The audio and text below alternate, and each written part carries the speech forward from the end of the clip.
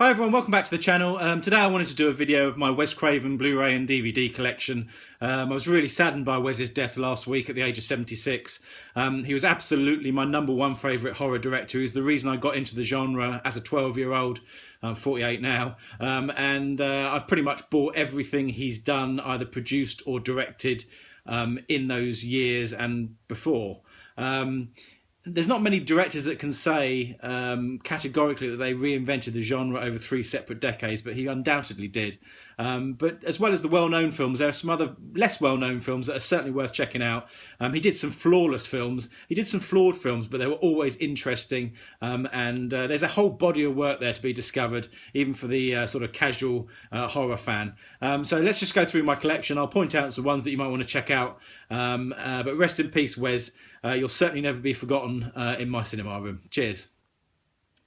Okay, so Wes's 70s output has to start with Last House on the Left, of course. It's his first movie, probably the most famous Wes Craven film, other than maybe Nightmare on Elm Street and Scream. The 3-disc Ultimate Edition from the UK is the version to get. Comes with an alternate cut of the film called Craven Company, which was, I think, going to be the original title, along with a documentary, Going to Pieces, The Rise and Fall of the Slasher Film, which is a great standalone documentary. So 3-disc set, and to avoid fainting, of course, keep repeating, it's only a movie, only a movie, only a movie. Probably the best tagline of any horror film ever, in my opinion. Next up, we have Hills Have Eyes.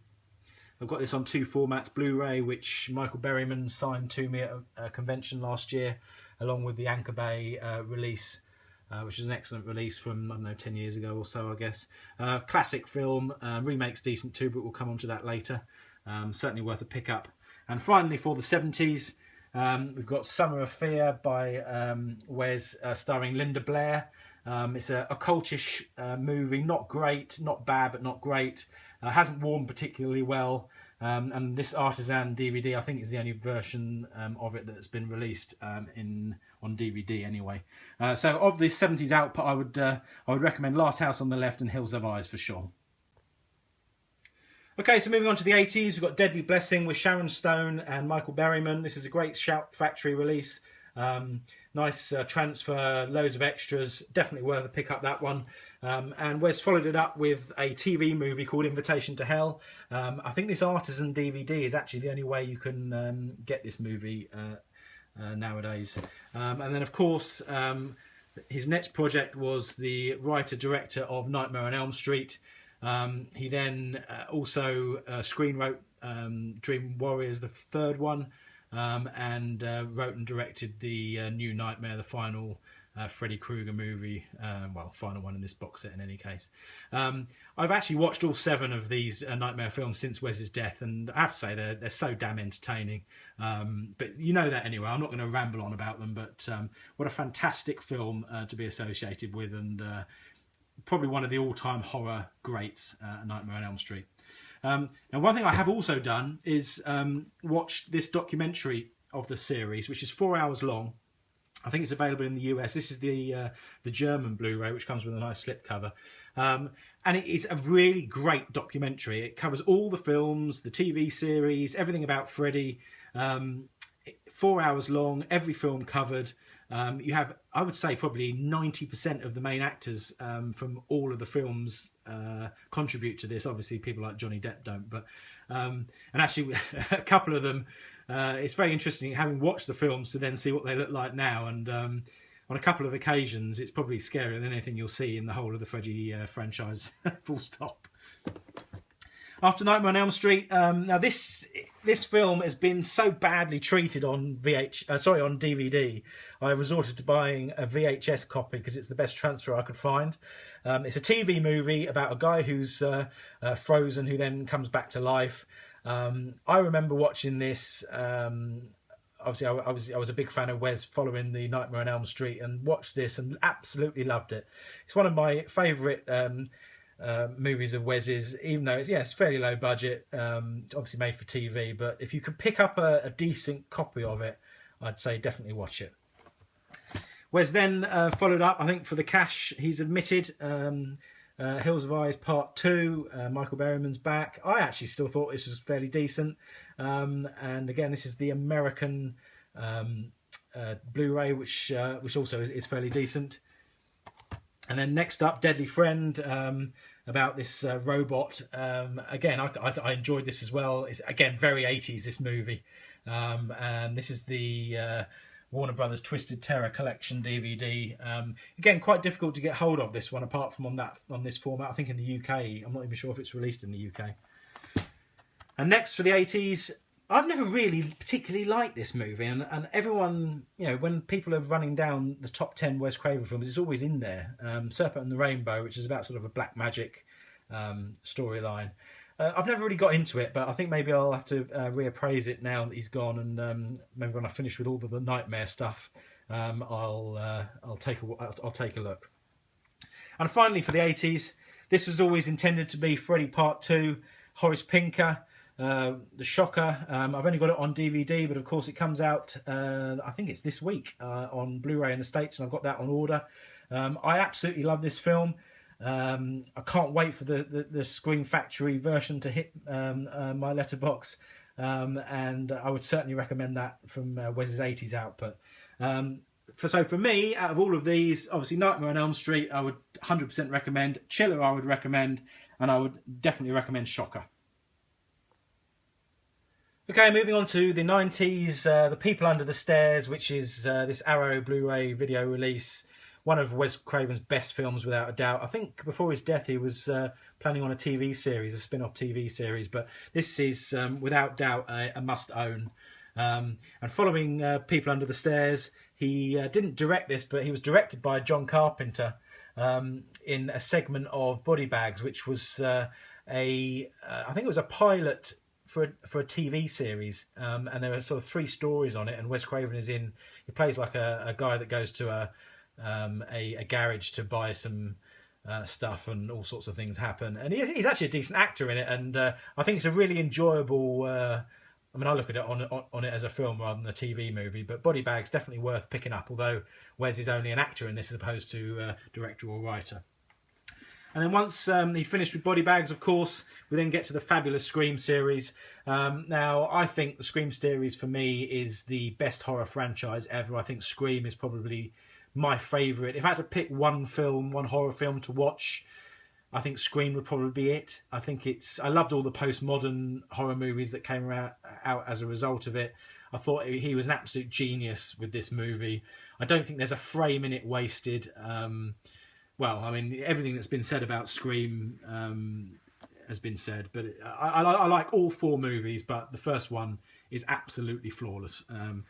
This is the American DVD box set. I've also got the Blu-ray as well.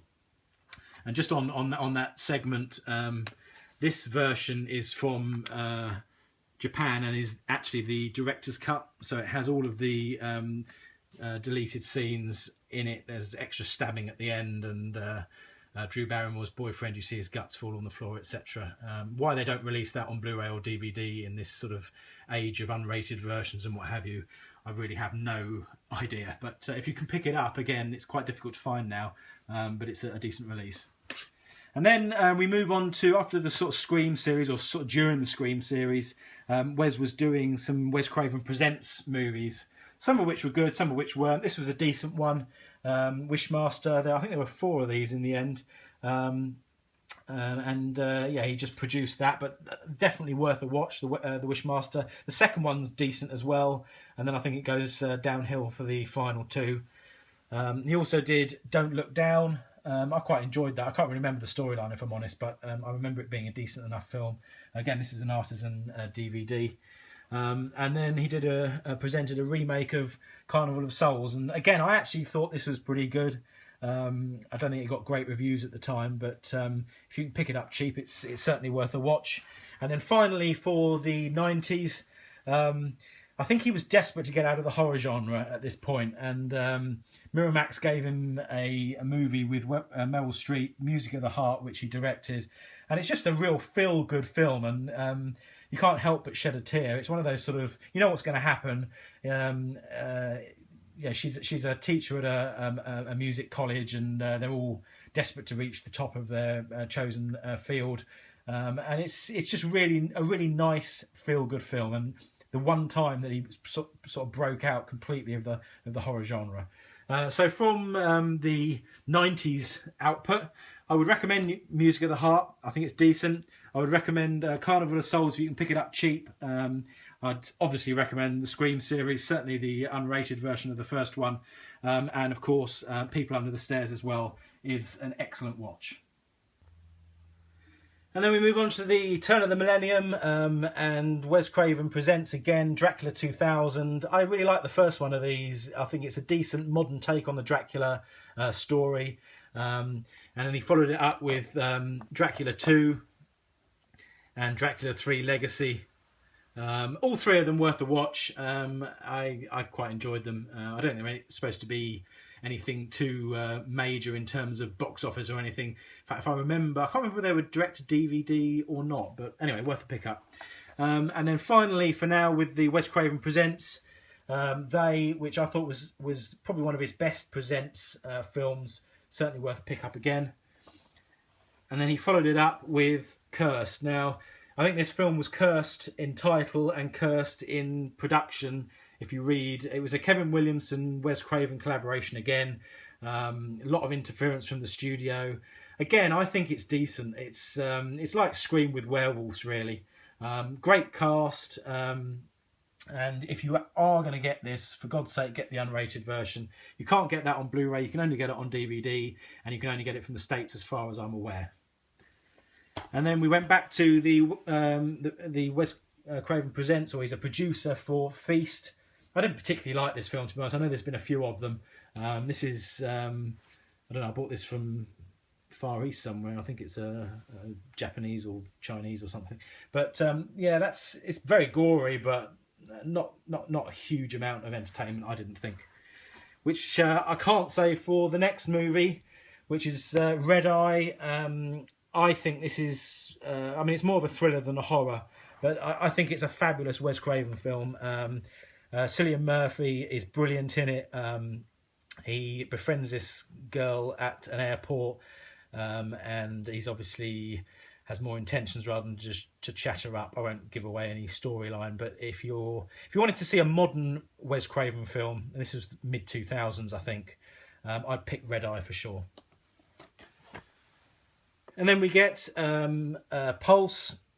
Now this he wrote, and I think he then pulled out. It says he wrote it on the back somewhere, but he then pulled out of the project and somebody else took over and did rewrites. And I'll be honest with you, I haven't ever watched it, so I couldn't tell you whether it's good, bad or indifferent. Maybe I'll take a look at this after doing this video. And then we have, of course, the remakes began. So we have The Hills Have Eyes, fabulous slipcover on this version, really is, as well as the second one as well. Great slipcovers. And obviously the first Hills Have Eyes is fantastic. Second one not as good, but I still think it's they make a good double.